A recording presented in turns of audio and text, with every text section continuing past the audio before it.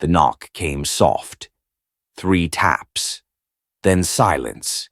Not the kind of knock you give when you're sure someone's home, but the kind you give when you're half hoping they're not. Bo Azariah Carter, known to folks who still remembered him as bare-paused in the middle of splitting firewood. He stood motionless, the axe still embedded in the log, his breath misting faintly in the cool morning air. He'd been living alone in this cabin high up in the Santa Rosa Ridge for near 3 years, and in all that time he could count the visitors on one hand and still have fingers left. He waited. Maybe he'd imagined it. Maybe it was just the wind curling through the pines. Then it came again. 3 soft knocks, hesitant, almost childlike. Bo straightened to his full height. At 6.5 feet, his frame filled the doorway before he even reached it.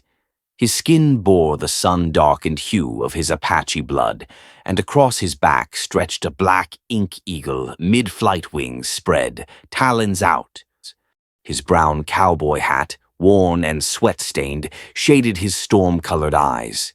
He opened the door, and there she stood, a little girl, maybe 8 years old, maybe younger, thin, her cheeks smudged with dust, her bare feet scraped and dry from walking. She wore a faded blue cotton dress, hem unraveling, and clutched a scrap of fabric like a handkerchief in one hand. Her hair was tangled, the kind that once might have been brushed every night by a mother's hand, now left to fight the wind alone. But it was her eyes that stopped him cold. Wide and dark, staring up at him not with fear, but with something else, something old and quiet and proud. Her voice, when it came, was steady. "Sir, may I clean your house for a plate of food?" Bo didn't speak. Couldn't, not right away. That sentence landed heavier than any blow he'd taken in his years as a rodeo rider, brawler, or soldier. It hit in a place deeper than bruises. "I work hard," the girl added. "I don't want nothin' for free." Still no tears, no whining. Just a straight-back offer made on a dirt road to a stranger bigger than any man she'd likely seen in her life. Bo's throat worked once, twice. "What's your name?" he asked finally. "Rosie Mayfield, sir." He stepped aside, said nothing more. She hesitated just for a breath, then crossed the threshold with careful, quiet steps. Inside the cabin, everything was spare but clean.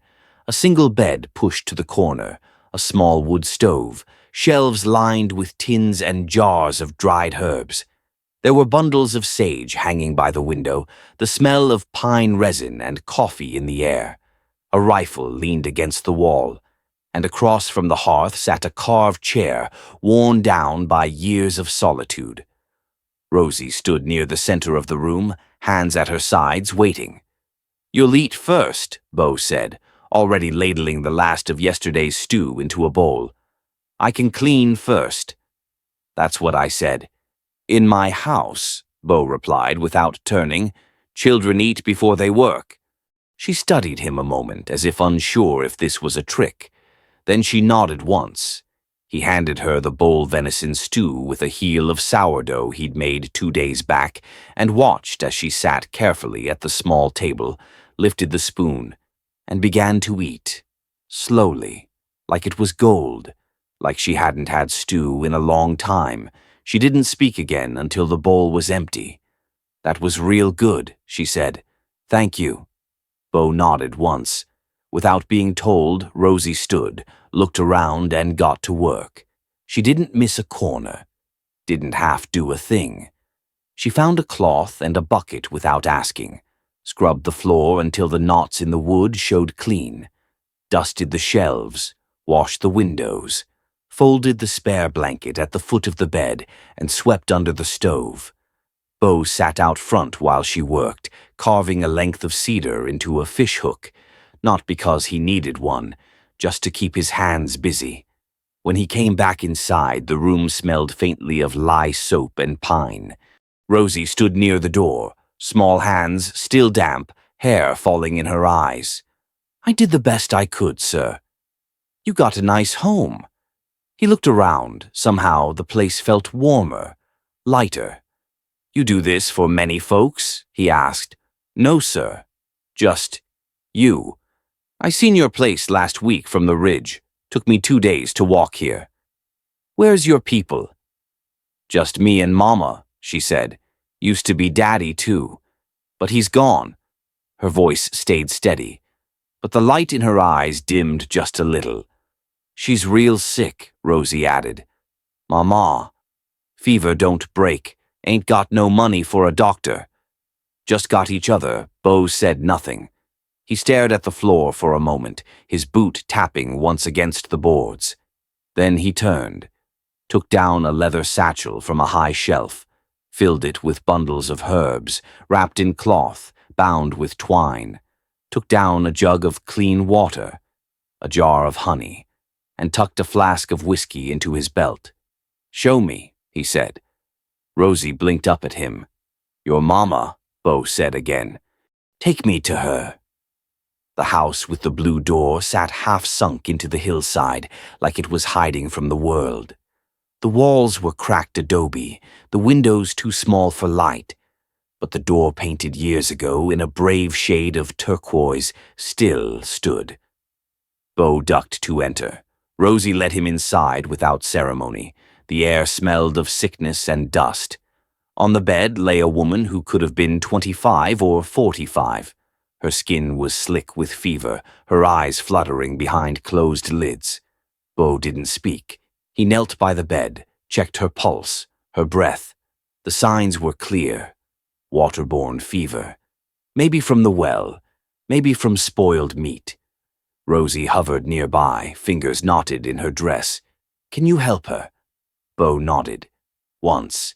He got to work, built a fire, boiled water, brewed herbs from his satchel, boneset, chamomile, yarrow, explained to Rosie how to measure, how to steep, how to wipe her mother's brow when the fever spiked. Rosie listened like her life depended on it. When Bo finally stood, Isabel was sleeping, breathing steadier. "She'll make it through the night," he said. Rosie exhaled like she'd been holding her breath for a week. She looked at him. Really looked. "You don't talk much," she said. Bo raised one brow. "That's okay," she added. "You listen." "That's more important."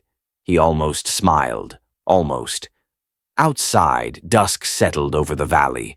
Coyotes called in the distance. A hawk circled overhead in slow, perfect spirals. Bo stood in the doorway of the little house with the blue door, staring at the land beyond. His hand rested lightly on the handle of his satchel, but his boots didn't move. Behind him, Rosie was humming. A soft sound, off-key. The kind of sound a child makes when they've forgotten, just for a moment, to be afraid. He looked back, saw her tucking the blanket tighter around her mother's legs, and in that moment, Bo Azariah Carter knew what he was going to do. He was going to stay. Because that little girl had walked 2 days to knock on a stranger's door, because she hadn't begged, hadn't cried, because she had dignity, and because no one not child, not mother, was going to face the wolves alone while he still had breath in his chest. Not again. Bo stepped back inside and latched the door behind him. The air inside the little house with the blue door was still and heavy. It smelled of sweat, sickness, and dust. Rosie stepped in first, quiet as a whisper, holding the door for Bo as if he were royalty, not a giant cowboy with dust on his boots and a hat worn down by time. Her mama lay curled on the narrow bed near the window, sheets damp, face pale and glistening. Her dark hair clung to her temples. Each breath came shallow, like her lungs were deciding whether it was worth the trouble. Isabel Mayfield had once been the kind of woman who turned heads in town. Her mother's Mexican blood had given her those deep, dark eyes, and her father's American roots gave her a hard-earned grit. But now, at maybe 30 or 32, she looked years older. Bo knelt beside the bed and placed a hand against her forehead. Heat radiated off her skin like fire trapped under cotton. Her body was burning through itself, trying to fight off something it didn't have the strength to beat. "She's been like this 3 days," Rosie said, voice low. "Sometimes she talks to people who ain't there." I tried to give her water, but she throws it back up. Bo didn't answer right away. He was watching Isabel's chest rise and fall. Then he pressed his palm against her throat and listened to her pulse. His face tightened. "This isn't flu," he said. "It's the water. Contaminated. Maybe the well's gone bad." Rosie looked up, fear swelling behind her wide eyes. "You mean poison?"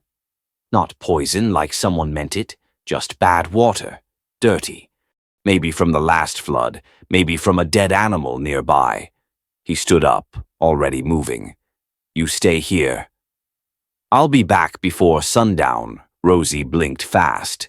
"Please don't leave her." "Please, I won't. I'm coming back with what she needs." He didn't look back when he stepped out the door, but Rosie followed him to the porch and watched until he disappeared between the trees. Bo moved fast, faster than he had in months. The trail back to his cabin was steep and narrow, but he took it like he had a fire at his heels. The memory of Isabel's eyes fluttering, unfocused, and Rosie's shaking voice drove him on harder than any storm. Back at the cabin, he moved like a soldier. He boiled water, pulled down jars, bundles, small leather pouches, yarrow, boneset, elderflower. He ground dried leaves in a stone bowl, mixed bark with honey, measured roots by finger length. His hands didn't shake, but something in his chest did. He packed the mixture into a sack, slung it over his shoulder, and headed back into the fading light. By the time he returned, Rosie had pulled a blanket over her mother and lit the oil lamp, though it flickered with uncertainty. Bo didn't speak. He went straight to the fire, put water on to boil, then poured out portions of herbs into a clay cup. Rosie watched every movement like it was a holy ritual. "Can I help?" she asked. He nodded toward the kettle. "When it hisses, pour it here." Slowly she did, careful as any grown woman. Together they made a bitter-smelling tea that filled the room with steam and pine and something almost like hope. Bo lifted Isabel's head and pressed the cup to her lips. She coughed, groaned, but when Rosie spoke to her gently, Isabel swallowed. "Small sips," Bo murmured. "Every hour." Through the night they took turns. Rosie napped in short bursts on a pile of rags near the bed. Bo never left. He refilled the water, changed the compress on Isabel's forehead, whispered to her when her breathing grew ragged. He remembered doing this before. Long ago, when his wife had gone pale from childbirth fever. But this time, something in him refused to give up. Maybe it was the way Rosie tucked her mama's hand into her own and whispered stories about rivers and stars. By morning, the fever hadn't broken, but it hadn't climbed either. Bo made porridge and Rosie picked some wilted greens from a patch behind the house. They sat outside to eat in the weak sun, plates on their knees. Rosie didn't speak for a long while. "You're not like the other men in town," she said finally. "They see Mama and either stare too long or not at all. They don't look at her like she's worth saving." Bo didn't reply. "You do," Rosie added. "You look at her like she's still her." He watched a hawk circle over the ridge, its wings casting a brief shadow across the scrubland. "She's strong," he said. Rosie smiled, the first real one he'd seen from her. The next 3 days passed in rhythm. Isabel's fever dipped, rose, then finally began to fade for real. Her skin cooled, her eyes cleared. Her voice came back hoarse but sure. Bo kept coming every morning, carrying his medicine bag, bringing food from his own stores. Rosie hovered close, eager to learn, soaking up his quiet explanations like a sponge. She learned to crush yarrow leaves, to brew chamomile just right, to recognize signs of infection. "You're gonna be a healer someday," Bo said one evening as Rosie correctly tied a poultice with steady hands. She beamed. I just want to help Mama. And you help people. He didn't answer, but something unspoken shifted in him. A quiet place, long closed, began to stir. That evening, as they sat out front watching the sky turn amber and rose, Isabel sat up for the first time. Bo brought her tea and propped a cushion behind her back. I don't remember much, she said softly. Just pain. Then peace. A steady voice, and the smell of sage. Rosie reached for her mother's hand. He came right away, Mama. He didn't even ask questions. Isabel looked at Bo with tired but clear eyes. Thank you. I don't know how to repay you. You don't owe me anything. Her gaze held his a moment longer. Then she nodded. A breeze swept through the dry grass, rustling the wild sunflowers near the porch. For a while, none of them spoke. As night crept in, Rosie went inside to check the fire. Isabel leaned against the doorway, looking out into the dark. I used to be married, she said quietly. Bo turned his head, listening. His name was Elias. We had a farm outside Santa Fe. Good soil, a mule with a limp, 2 goats and a chicken that didn't lay eggs. She smiled faintly. But then a man came around, said Elias owed him money, showed us papers I'd never seen. Elias didn't sign nothing. He was a good man, honest, but this man, he had men with him. Armed Bo's jaw clenched. I tried to fight. Elias did too, but they beat him, took everything, left us with debt we didn't make. 3 months later, Elias was found dead in a dry creek bed. Sheriff said it was an accident. It wasn't. Bo said nothing. Isabel stared out at the stars. That man's name was Don Lorenzo Vasquez. Silence fell like a hammer. Bo stood, slow and stiff, like something inside him had turned to stone. What did you say? Don Lorenzo Vasquez. Isabel turned to him. You know him? Bo's face was unreadable in the dark. I know him, he said. She stepped closer, sensing something shift behind his eyes. He's still looking for us, she said. One of his men was asking around town last week. If Rosie hadn't gotten sick, we would have left by now. Bo looked out at the horizon. Then he spoke, voice low. He's the one who gave the order. The one that killed my wife. And my daughter Isabel's breath caught. Inside, Rosie stirred by the fire. Bo didn't turn. He just kept looking into the dark like he saw something far worse than coyotes or storms, something that had haunted him for years and just got a name again. The wind carried dust across the floorboards as Rosie stepped back out, a question forming on her lips. But Bo was already reaching for his saddlebag. Because some ghosts don't stay buried, and some debts demand more than healing hands. They demand reckoning. The wind had settled to a hush that night, like even the desert had stopped to listen. The stars stretched wide over the ridge, clear and endless, broken only by the soft flicker of firelight in front of the little blue door house. Bo sat cross-legged beside the low-burning flame, his worn hat pushed back off his brow. The eagle tattoo across his shoulder blade glinted faintly in the light when he shifted. A pot of coffee simmered beside the fire, untouched. Rosie had long since gone to sleep, curled on the floor with her arms around a patched-up rag doll Bo hadn't seen before, likely made from scraps of Isabel's old dresses. Isabel sat across from him, her shawl pulled tight around her shoulders. Her hair was loose for once, cascading over her back like shadows against the fire glow. I keep thinking, she said softly, not looking at him.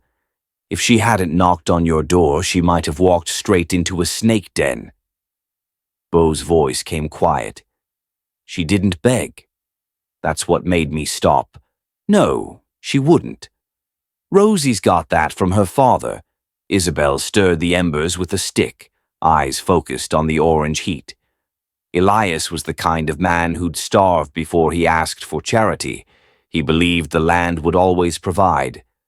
Until it didn't, Bo waited, not out of politeness, but because he understood that silence was sometimes the only bridge people had to cross before telling the truth. He built our farm himself, she went on. Dug the well, raised the beams. We had 2 milk goats and a fig tree that wouldn't die no matter how many droughts came. She gave a dry laugh. We were just starting to talk about more children. Then Don Lorenzo showed up. Bo's jaw clenched at the name. He didn't interrupt. He said Elias owed him money. Debt from some business he'd never even agreed to. But the papers were signed and the sheriff looked the other way. Said it was legal. Lorenzo took the land, 1 acre at a time. Made Elias work it as a tenant. Called it fair. Isabel's voice went flat. And then, one morning, Elias went to market. He never came back. They said he fell from his horse, but he was a better rider than any man I ever knew. Sheriff ruled it an accident. No one asked questions. She looked up at Bo then. You know how it is out here. Men like Lorenzo, nobody touches them. Bo's eyes didn't leave the fire, but his voice turned rough. He didn't just take from you. He reached into his coat and pulled out a small leather pouch. Not medicine, not tobacco. Something older. From it he took a strip of torn cloth, the edges faded and frayed, but the color still clung soft pink with a little flower pattern. My daughter, Wren, he said.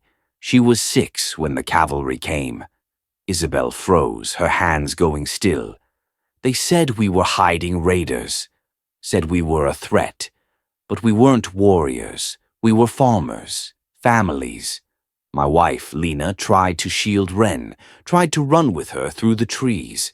A man in uniform shot them both in the back. Bo didn't raise his voice. He didn't need to. The rage lived in the space between his words. I survived. Barely. Crawled through sagebrush for miles, left for dead. I buried them myself. Didn't mark the grave. Thought if no one could find it, maybe their spirits could rest. He set the cloth down gently on the edge of the stone circle. Isabel blinked hard, one tear tracing down her cheek. She reached out without thinking and placed her hand lightly on the pouch. I'm sorry, she whispered. They called it a mistake, Bo said. A bad order. No charges filed. The man who gave that order retired rich, built a ranch in the northern hills, bought judges, bought silence. He looked at her now, dead center. No fear, no hesitation. His name was Don Lorenzo Vasquez. The air seemed to leave the night. The fire cracked once and went still. Isabel's lips parted, but no words came. Her hand trembled slightly over the pouch. You're sure? She finally managed. I remember his voice, Bo said, the way he barked at the men. The medals on his chest. The smirk when my brother tried to speak and they cut him down mid-sentence. Isabel looked away, blinking back the sting in her throat. For a long time they sat in silence. Just the 2 of them and the ghosts they'd carried alone until now. I thought I was the only one, she said. Bo shook his head slowly. He's taken a lot from more than just you. A long silence stretched between them, not empty but thick full of years they could never get back. When Isabel finally spoke again, her voice was steadier. I ran with Rosie after Elias died. Lorenzo tried to collect the debt from me, said I could work it off, his kind of work. I left that night with Rosie on my back. We've been hiding ever since she looked back at Bo. I thought if we just stayed small, stayed quiet, we'd disappear. Bo's gaze was sharp. Men like him don't forget. They don't forgive. They take and take until someone makes them stop. Is that why you live up here? Waiting for your moment. I gave up on moments. I was just trying to breathe without choking on the past. He looked toward the dark hills beyond the firelight. But now maybe the past is coming back with teeth. Isabel sat back, pulling the shawl tighter. So what now? Bo didn't answer right away. He stood, walked to the edge of the porch, eyes scanning the ridge beyond. "I don't know yet," he said, "but it's different now. You and Rosie, you gave me something to stand for again." She joined him at the edge of the porch. Side by side, they stared into the dark together. "You think he'll come?" she asked. "He's already looking." They stood quiet. The night stretched long around them. Then Bo stiffened. On the far ridge, just above the cottonwood line, a silhouette stood still on horseback. A man outlined by the moonlight. Watching, not moving, just waiting. Bo didn't blink. "I think he just found us." The next morning came heavy with silence. Bo stood outside the cabin, arms folded, watching the ridge where the rider had been the night before. The mesa stretched far and flat, rising above the valley like a forgotten altar. Now it sat empty, no silhouette against the sky. But Bo knew better. He'd felt the stare. Riders didn't linger like that unless they were marking something.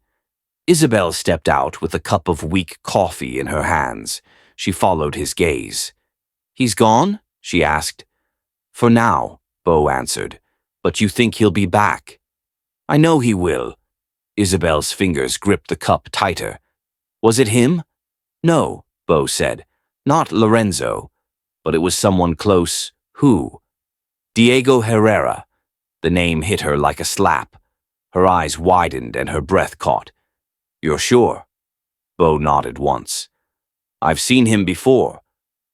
"Wasn't close, but I remember that scar across his chin. He was with Lorenzo when they burned the rancheria. He's the one who came to our house," Isabel whispered. "Right after Elias died." He stood in the doorway and smiled like it was his home. Bo didn't say anything. He didn't need to. The air between them was thick with memory and fear.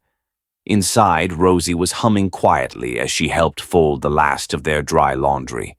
A small patch of morning sun lit her dress, making the faded blue look almost new. Isabel turned back to Bo, her voice low. "We can't stay here." "No." "Then we need to move." Tonight, Bo hesitated, looking at the ridge again.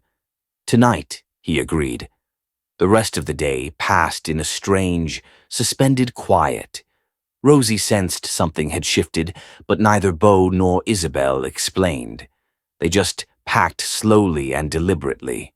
Isabel filled a sack with dry cornmeal, beans, and the last of her candles. Rosie tucked her rag doll into the side of Bo's saddlebags without a word. Bo wrapped his knives in a hide roll and checked the chambers on his revolver. They didn't light a fire that night. They ate cold bread and boiled eggs, sitting close, ears straining for hoofbeats. The moon was still low when Bo finally spoke. "I'll scout the trail. You two saddle up when I give the whistle." He moved toward the door, hand on the latch. The gunshot came before his fingers touched wood. The door blew open, slamming against the wall, and Bo staggered back as boots stormed in, fast and loud and merciless. He reached for his weapon, but something cracked against the back of his skull. Light exploded behind his eyes, and then everything went sideways. He hit the floor hard. "Don't move," a voice barked. Isabel screamed and tried to reach for Rosie, but a second man grabbed her by the arm and twisted it behind her back. "Easy now, sweetheart," he sneered. "Wouldn't want the little one to see her mama get hurt." Rosie backed into the far corner, hands shaking but eyes furious. Bo tried to rise, but a boot pressed down hard on his chest. "You'll want to stay put, Apache," said a cold, clear voice. Don Lorenzo Vasquez stepped through the door like he owned the room. He was dressed all in black riding coat, gloves, silver-trimmed hat. His white mustache was trimmed sharp. His pale blue eyes swept the cabin like he was shopping. He removed his gloves slowly and tucked them into his belt. "Well," he said softly, "you've been quite the chore to track down, Isabel." Isabel didn't answer. She was shaking, but she stood tall. "You don't belong here," she said. Lorenzo chuckled. I disagree. He turned his gaze toward Rosie. My. Look at you. You've grown, Rosie spat at the floor. Lorenzo smiled like it amused him. Now, let's talk business, he said, turning back to Isabel. You owe me. I owe you nothing. Oh, but you do. 3 years of interest, 3 years of inconvenience. And now my patience is gone. He glanced toward Rosie. I'll be taking the girl. No, Isabel said. Take me. Do what you want to me, but leave her out of this. Lorenzo stepped closer. I already had you once, Isabel. And you ran. The girl's fresh, untouched. She'll pay the debt nicely, Rosie screamed as 2 men lunged toward her. Bo surged off the ground with a roar, tackling one of them hard. He threw a punch that split the man's lip open, but the second goon hit him from behind with the butt of a rifle. Bo crumpled again, blood spilling from his mouth. Isabel fought wildly, kicked, bit, scratched, but she was outnumbered. A man slammed her to the ground and held her there as Rosie was dragged screaming from the cabin. No, Isabel shrieked. Don't you touch her. Don't. The door slammed shut behind them. Bootsteps receded into the dust. Hooves pounded. Then silence. Bo blinked awake to the taste of blood and the sound of Isabel sobbing. She crawled to him on her hands and knees, voice hoarse, chest heaving. They took her, she cried, clutching at his shirt. Bo, they took her. They took my baby. He sat up slowly, wincing, dizzy.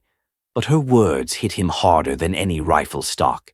The fire was gone, the wind was rising, and Rosie was gone, taken into the dark by the same kind of men who'd once taken everything from him. And this time, he swore, he would not let it end the same way.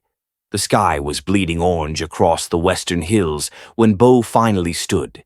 He'd been sitting motionless for nearly an hour, blood dried across his jaw, dirt caked into his palms. Isabel crouched beside the fire pit, arms wrapped around her knees, staring blankly at the place where Rosie had last stood. Her sobs had quieted, but her eyes stayed hollow, like someone who'd been hollowed out from the inside. She's just a little girl, she whispered again. Bo, she's just a little girl. Bo didn't answer. He couldn't. There were no words he could give her that would make this better. So he reached down, grabbed his rifle, slung it over his shoulder, and started walking toward his horse. Isabel's voice followed him. Low, urgent. You can't do this alone. You'll die before you get 10 miles from here. Bo turned. The dying light caught his face. Hard lines, blood-smeared cheek, eyes burning with something ancient and unstoppable. I have no choice. Yes, you do, she said, rising to her feet. You do have a choice. Your people, the Apache. You said you used to ride with them. That was a long time ago. They'll help, she insisted. They won't, he said. Not for me. She stepped closer, voice trembling. Why? Bo looked away. The silence stretched, broken only by the wind brushing across the mesquite and the low groan of old wood from the house behind them. I broke with them, he finally said. Went against orders. Defended a settler boy who'd stumbled into our land. They wanted to punish him. I wouldn't let them. Said we couldn't turn into what we hated. They called it betrayal. Said I chose an outsider over my blood, so they exiled me. Said I was no longer Apache. Isabel's voice came soft. You chose mercy. Bo's jaw tightened. That's not how they saw it. She didn't speak for a long time. Then, quietly, but Rosie is innocent. She's not a settler. She's not a soldier. She's just a child. Bo turned his face into the wind, as if looking past the horizon might somehow give him courage. Then he nodded. I'll ride east. The old pass behind Devil's Spine still cuts through to their lands. Isabel's breath caught. You think you'll make it in time? He mounted his horse. I have to. He rode through the night. The moon rose and cast cold silver over the canyons, lighting Bo's path as he climbed into the high ridges. The trail was narrow and treacherous, a thread of dirt and stone woven through cliffs that dropped off into pitch-black ravines. Coyotes howled from somewhere deep in the valleys below. Bo didn't stop. His body ached, but he pushed the horse harder, driven by the image of Rosie's terrified eyes. He crossed the basin by dawn, heading northeast toward the lands once called home. The terrain changed desert, giving way to higher, greener country. Pinyon pines dotted the ridgebacks. The scent of juniper filled the air. By midday, he reached the borderland, the edge of what once was Apache territory, and still was, by blood if not by law. He dismounted, unsaddled the horse, and walked the rest of the way on foot. Show of respect. As he approached the edge of the ravine, a shadow moved. Bo stopped. A young man stepped out from behind a boulder, rifle raised but not aimed. His hair was braided tight, his face marked with 2 red lines across the cheeks, signs of a sentinel. "Name," the man said in Apache. "Bo Carter," Bo replied in the same tongue, his voice thick with dust and memory. "Born of the Owl clan, son of Helen Red Clay and Elijah Two Hawks." The young man frowned. "You're the exile." "I am." The rifle didn't lower. "Why are you here?" Bo took a breath. "I come not for myself. A child's been taken. An innocent. I need to speak with my father." The young warrior said nothing, but after a moment he turned and motioned. Bo followed. They walked through a winding maze of red stone and scrub until the ground opened into a hidden valley. Small homes carved into the rock, smoke rising from chimney holes, children's laughter echoing faint in the canyon air. Bo felt it all like a weight on his chest. The memories, the faces, the place that had once been his life. He passed women gathering water, old men playing stones by the fire. All of them fell silent when they saw him. Some looked away, others stared openly. A few murmured in Apache, words Bo didn't catch, but the tone made the meaning clear. They had not forgotten. At the far end of the village, near a grove of aspen trees, stood a roundhouse built of stone and pine. 2 warriors flanked the door. Inside sat a man whose presence stilled the room. Elijah Two Hawks, Bo's father, the old chief. His hair was all white now, his back slightly bent, but his eyes still sharp as flint. He looked up when Bo entered. For a moment, neither moved. Then Elijah stood, slowly, deliberately, and faced his son. "You return," he said. "I do." Elijah studied him a long time. "The last time you came, you defied the council," spoke for an outsider. "I'd do it again." Elijah's eyes narrowed. "Then why are you here now?" Bo stepped forward. "Because another outsider has taken someone who matters. A child, 8 years old. Her name is Rosie. Don Lorenzo Vasquez's men dragged her from her mother. I mean to get her back." "And why should that concern us?" Elijah asked. His voice held no anger, just weight. The weight of tradition, of decisions made long ago. Bo met his gaze. "Because Vasquez is the same man who burned our rancheria, who gave the order that killed Ren." And Lena Elijah's jaw tightened. "Because he's still doing it, still taking from the weak, still poisoning the land with his greed." He paused. "And because Rosie called me uncle, and I let her down." Silence. Then the door opened behind them, and one of the village elders stepped in. His voice was gravel, but sure. A child's cry for help crosses all boundaries. Even exile Elijah turned to him, then back to Bo. "You still carry her name," he said. "Ren. I see it in your eyes." Bo nodded once. Elijah stepped forward. "Blood calls to blood, but innocence calls to honor." He turned to the warriors gathered outside. "Prepare the horses. Don your war paint." Then he looked back at his son. "We ride at first light."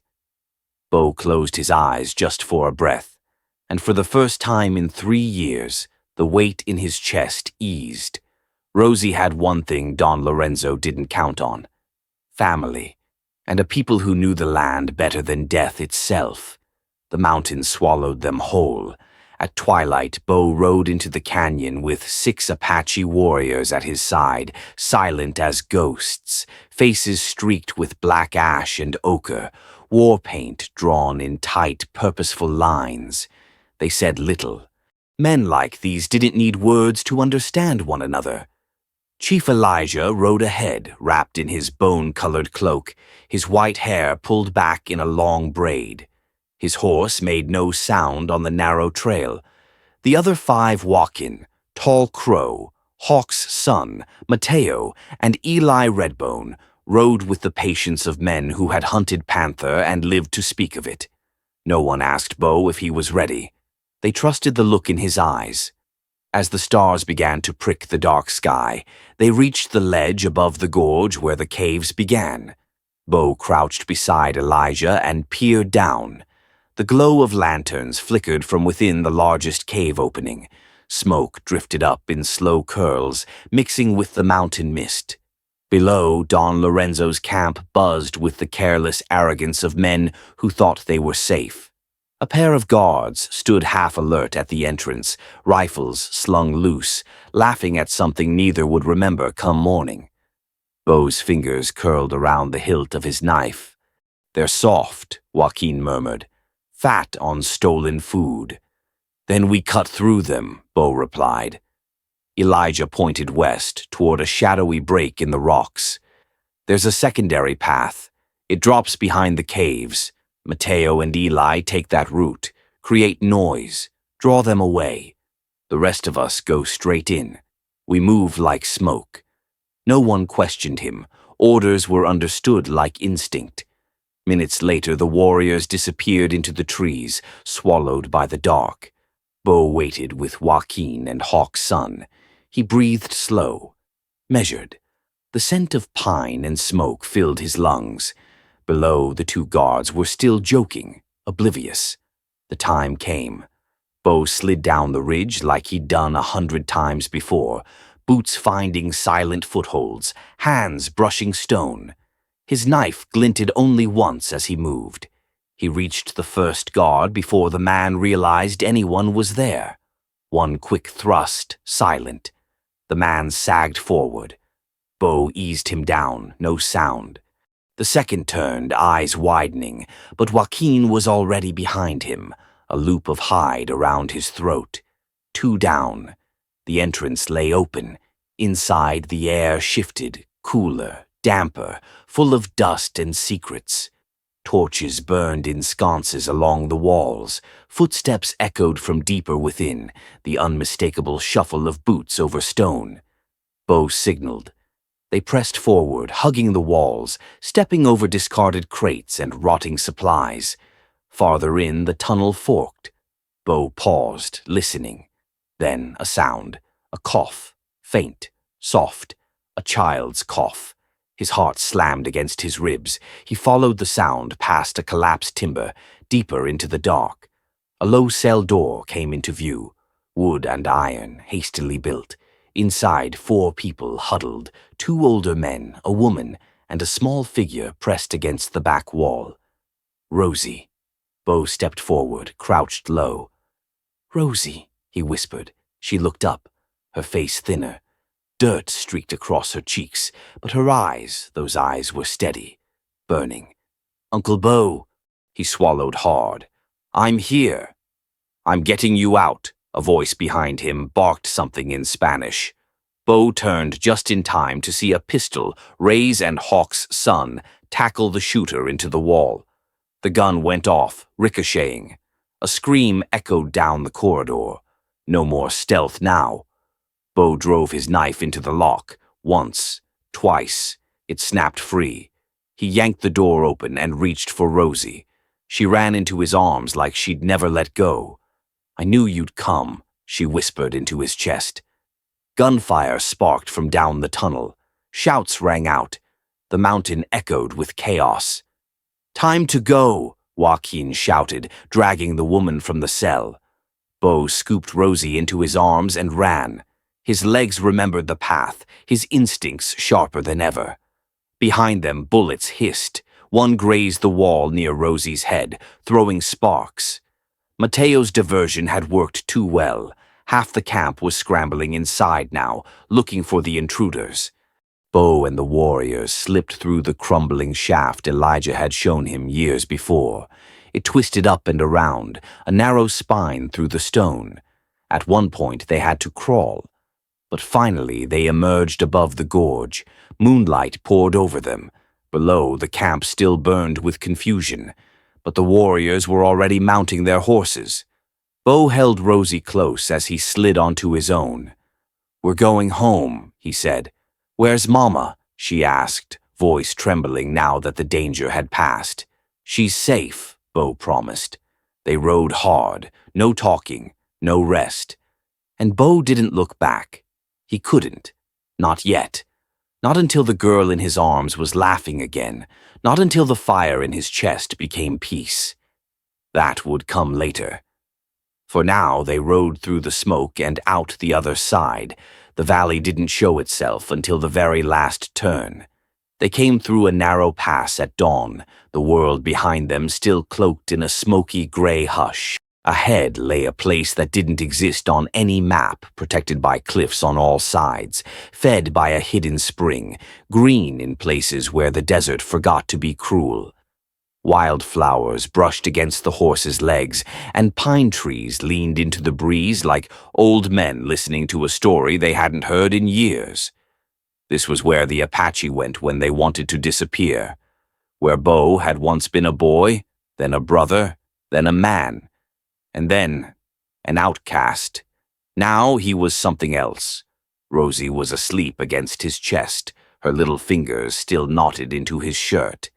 Isabel rode beside him, her face hollow from worry, but filled with a quiet awe as she looked out across the land. They passed through the center of the village, where women stirred pots and men shaped wood into bows. A few elders turned to look. Some remembered. Others simply nodded. Chief Elijah waited for them outside the same roundhouse Bo had entered days earlier. He stepped forward, laid a hand on Rosie's head, then looked at his son. "She's safe?" Bo nodded.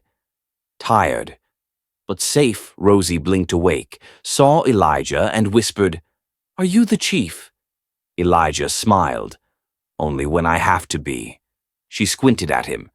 "You look like a mountain." Elijah chuckled. "You sound like your mother." Isabel dismounted and stumbled, knees weak. Elijah caught her gently. "You're welcome here," he said. "No one will follow you into this place. Not unless they want to die trying." For the next few days, the rhythm of the valley took them in. Isabel was given a place in the healer's lodge, where the older women taught her names for roots she'd never seen, and medicines she'd only heard whispered in Spanish kitchens. She moved like someone remembering how to stand tall, how to breathe without flinching. Her hands, once used to grinding cornmeal and patching shoes, now crushed herbs with care and certainty. Rosie flourished. She ran with the children through the canyons, climbed trees with bare feet, laughed again. Bo taught her how to read the sky for weather, how to track rabbits through soft dirt, how to hold a bow steady with breath, not muscle. She listened to every word like it was scripture. At night, the three of them would sit by the central fire, eating from shared pots, listening to the old stories. Sometimes Bo would speak. Sometimes he wouldn't. But Rosie always curled up against him when the stars came out, and Isabel always sat close enough that their arms touched. There were no promises, no confessions, just presence. Just the quiet understanding that grief had been shared and something new had been built in its place, not to replace the past, but to give it somewhere to rest. One evening, as the sunset turned the cliffs golden and the smoke from cooking fires curled through the air like thread, Chief Elijah approached Bo and Isabel where they sat, watching Rosie teach two boys how to braid horsehair. "This place is stronger now because of you," he said. Bo shook his head. "We're just passing through." Elijah crouched beside them. "Maybe. But sometimes home finds you while you're passing through." Isabel looked at Bo. For once, he didn't look away. "There's room here," Elijah continued. "Land to build. Water that doesn't run dry. Children need roots. You could stay." Bo didn't answer right away.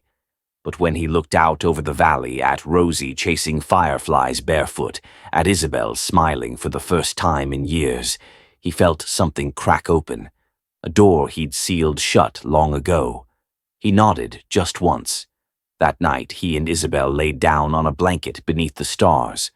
Rosie slept between them, one arm flung over Bo's chest. They didn't speak. The silence said enough. They had come through fire, through grief, through exile, and here, in a place no army could ever conquer, they had found something that wasn't just safety. It was beginning. At sunrise, while the village stirred and children laughed in the creek, a rider appeared at the far edge of the valley, dust trailing behind him like a ghost. He rode hard, urgent. When he reached the roundhouse, he dismounted fast and spoke straight to Elijah. "Santa Rosa," he said. "They're gathering men. Don Lorenzo is coming. 20. Maybe more." Elijah looked to the east. The mountain air, once still, turned sharp. Bo rose from the fire without a word. He strapped on his knife. Isabel grabbed Rosie's hand. Because home wasn't just a place, it was something you protected. The wind was already rising when the council fire was lit. Smoke curled into the morning sky as warriors, elders, and families gathered around the flame. The news had spread fast. Don Lorenzo Vasquez was marching toward the hidden valley with armed men at his back. The man who had raised Bo's family, who had hunted Isabel and stolen Rosie, was coming with more ruin. Now the Apache stood in a circle, facing each other beneath the cliffs that protected their home. Some held spears, others clutched prayer bundles. All wore faces carved with memory and worry. Chief Elijah Two Hawks stood in the center, eyes narrowed against the smoke and sun. "He brings at least 20, he said. "Some are hired men. Others are his ranch hands. All of them ride with guns and arrogance." Bo stood just outside the ring, arms crossed, watching the people he once knew wrestle with what came next. Joaquin stepped forward. "We leave. We take the children, the elders, disappear again, just like before. And next time," said Eli Redbone, "when he follows us again? When someone else like him shows up with deeper pockets and cleaner papers? How long do we run before we're running off cliffs?" Voices rose, anger, fear, confusion. Then Isabel stepped into the circle. She didn't ask permission. She didn't bow. She simply stood tall, hair braided with sage, her dress dusty from tending the sick, her voice clear and carrying. "I've seen what happens when we stay silent," she said, "when we bow our heads. When we let one man with land and law and lies decide who gets to live free and who doesn't." She looked around the circle, direct, calm. "I ran for 3 years, hid my daughter, hid myself, and I would have kept running if Bo hadn't taught me to stop. If your people hadn't taught me how to stand." A hush fell. "So I ask you," she said, "not just as a mother, not as an outsider, as someone who lives here now. Are we going to let one man destroy another generation? Or are we finally going to say enough?" The silence after her words was heavy. Then Chief Elijah stepped forward. "We do not seek war," he said, "but we will not surrender what we have built." He looked to Bo. "You know this man." You know how he thinks. Bo nodded. "He rides hard. Thinks everyone else will scatter before him. He expects fear. Then we give him something he doesn't expect, Elijah said. They spent the next hours making plans. Don Lorenzo was expected to ride through Devil's Hollow, the only pass wide enough for a large group of riders to move quickly. It was narrow, with high walls and a single path through the rock, a natural choke point. Bo led the preparation. He knew the land. He knew how Lorenzo moved. Traps were laid, blind turns scouted, high points manned by sharp-eyed bowmen. Rosie helped carry water. She stayed close to Isabel, eyes sharp, always watching Bo from a distance. She didn't ask questions. She didn't cry. By dusk, the preparations were done. They waited. The sun fell behind the cliffs, and the sky turned the color of copper and blood. Then came the sound distant hooves, 20 riders, one black stallion leading the pack. Don Lorenzo. Bo crouched on a high ledge watching through a spyglass. His breath was steady, his hands calm. He didn't feel rage, he felt focus. Lorenzo entered the pass just before full dark. He rode with arrogance. His men were loud, laughing, guns across their saddles. Then came the whistle, sharp, brief. Ropes dropped from above. 2 horses were pulled out from under their riders before they knew what hit them. Crates tumbled from above, smoke bombs ignited, choking the narrow pass. Chaos. Shots fired blindly into the cliffs. Bo moved with the others. Swift, quiet. He dropped into the trail, his rifle raised. "Don Lorenzo!" he shouted over the noise. The older man turned, face twisted in fury. "You again!" Bo stepped forward. "Drop your weapon. You think I'll kneel to a half-blood coward? I think you're outnumbered, outgunned." And out of time, more warriors emerged from the shadows, bows drawn, rifles cocked. Lorenzo looked around. His men were dropping their weapons. Some were already running. Bo stepped closer. "You don't die here," he said. "That would be too easy." They took Lorenzo alive. Back in the village, the council gathered once more. He stood in the center this time, stripped of his coat and hat, hands tied, but even bound he tried to smile. "You have no law," he sneered. "No judge." "No gallows," Elijah stepped forward. "We have justice," Lorenzo laughed. "Then hang me." "No," Elijah said. "You will live." The chief motioned, and 2 young men dragged out tools, an axe, a shovel, a sack of seeds. "You will labor," Elijah said. "You will dig our fields, tend our animals, build shelters for those you tried to destroy." Lorenzo snarled. "You think I'll work like a mule?" "You will," Bo said, stepping beside him. "Because out here the only thing worse than death is being useless." The old man's rage twisted in his mouth, but he said nothing more.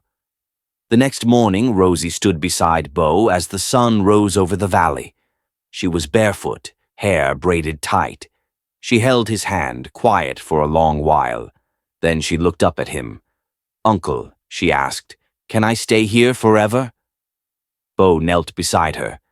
"This place belongs to you now, Rosie. It always will." She smiled and leaned against him as the day began to warm, and the valley once a refuge began to feel like something more, like home. 2 years passed like wind carving stone slow, steady and undeniable.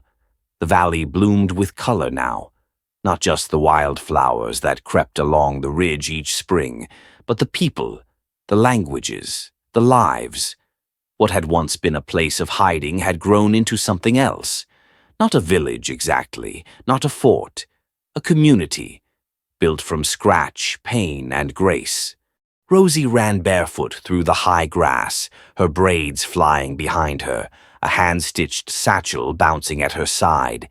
In the mornings, she spoke Comanche with the twins from the southern ridge. By midday, she taught a group of Mexican boys how to ride bareback, using Spanish as smoothly as her Apache. At night, she read aloud from a Bible in English, though she mostly skipped the parts about wrath and focused on the Psalms. She'd become the valley's light.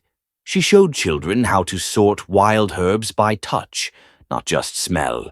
Taught them which flowers helped fevers and which made your dreams soft. Some said she reminded them of the woman she would one day become, but it was Isabel who everyone turned to when someone was sick. Her healing tent stood near the creek, walls lined with drying leaves and bundles of roots. She moved through it like a woman who knew her purpose. She no longer flinched when people touched her, no longer looked behind her when a man's shadow fell too close. She had learned the names of every plant in the valley, and some she'd made up herself when no word felt right. When a child burned their hand, she mixed clay with elderflower. When a mother miscarried, she sat beside her for days without speaking, just braiding her hair gently. Sometimes people came to her with wounds too deep for poultices. "I can't fix your past," she'd say, "but I can sit with you in the place it broke." Bo watched it all from the edges. He didn't teach with words, not often, but the children learned from his presence. He showed them how to track deer by broken twigs, how to find water in dry seasons, how to string a bow in silence. He didn't shout, didn't correct. He just waited until they made the mistake and then waited again, until they understood it themselves. People trusted him, even the ones who didn't speak his language. He walked the boundary trails at dusk, a quiet figure with a broad back and kind eyes. He didn't claim leadership. He just showed up, over and over, every single day. Some said the valley was safe because of its cliffs. Others said it was because of Bo. Don Lorenzo had not left. He lived now in a small wooden structure he built himself at the edge of the cornfields. His hair was silver white, his frame thin, his hands lined with calluses. He rose with the sun and worked without speaking. He tended rows of corn that stretched toward the sky. No one called him Don anymore, not even the children. To them, he was simply the old man who planted things. There were no guards. He was free to leave, but he never did. One winter, he nearly froze when he collapsed behind his home. It was Rosie who found him. It was Isabel who carried him back. Bo built a fire in the corner of the healing tent, and the boy he once tried to kill became the one who kept his feet from turning black. He said nothing through his recovery, but when spring returned, so did he. To the corn, to the work, to the silence. One day, Rosie found him crouched over a flowering plant he hadn't planted. It had sprung from the base of a rock, thin pink petals trembling in the wind. She touched his arm. "Those are healing flowers," she said. He looked at her, sunken eyes barely registering her voice. "They only grow where love stays," she added softly. And he, the man who had once burned villages for cattle roots, looked at the girl he'd once called property, and said nothing, but his hands, once hard and cruel, stayed still over the bloom, as if not daring to touch, as if he knew some things are better left to grow without being owned. That night, the wind carried the scent of sage through the valley. Children laughed under the stars, laughter not born of forgetting but of having survived, of having chosen joy anyway.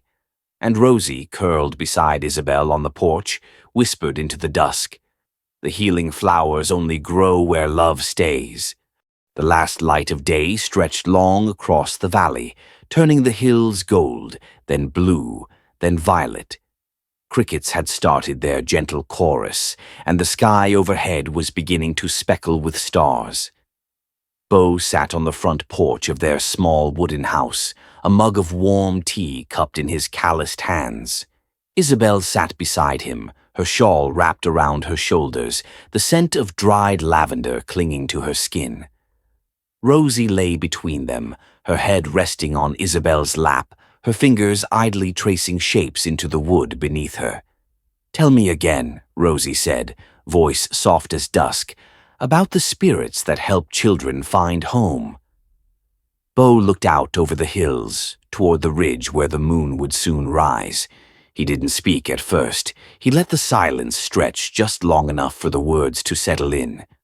"Well," he began, voice deep and low, Some say those spirits come down from the high mountains. They follow the wind, quiet as a whisper, and watch over children who've been lost too long. But sometimes they don't just help the child find home. He turned, looking down at the little girl with her wide eyes and tired smile. Sometimes, he said gently, they help home find the child. Rosie didn't speak, but she took his hand. Isabel looked from one to the other, her breath catching a little. In that moment, clearer than any map or memory, she understood. Not in words, in feeling. This was her home now, not because she had survived, but because she had been chosen, and had chosen in return. A gust of wind moved through the tall grass. Somewhere in the distance, a coyote howled once, then fell silent. Overhead, the stars stretched in every direction. The front porch glowed softly under a hanging lantern. Shadows danced across the wood, long and slow. Behind them, the door stood open. Inside, a pot of stew warmed by the fire. A quilt lay folded across the bed. A small shelf held 3 carved figurines, a bear, a hawk, and a wildflower. Out front, a single flower had bloomed just beneath the window, a soft yellow blossom where Rosie had planted it weeks ago. No one knew its name, but it never wilted. They sat there as night fell, not speaking much, not needing to. Sometimes a story doesn't end with a bang. Sometimes it ends with breath steady, shared, sacred. And though the past had tried to break them, the mountain spirits had done their work. They hadn't just helped Rosie, they'd helped Isabel. They'd helped Beau. They'd helped a house become a home. In the stillness, Rosie whispered one last question. "Do you think they'll come back? The spirits?" Beau smiled faintly. "If someone else gets lost," he said, "they'll know where to go." And with that, the porch faded into the dark, the stars blinking gently above a valley that had healed. Where the mountain spirits dwell, where stories begin again, where love stays. If you've been walking with us through this journey, don't stop now. There are more stories carved in dust, remembered in heart. Subscribe to Western Legacy to join us again, right where the next wind rises.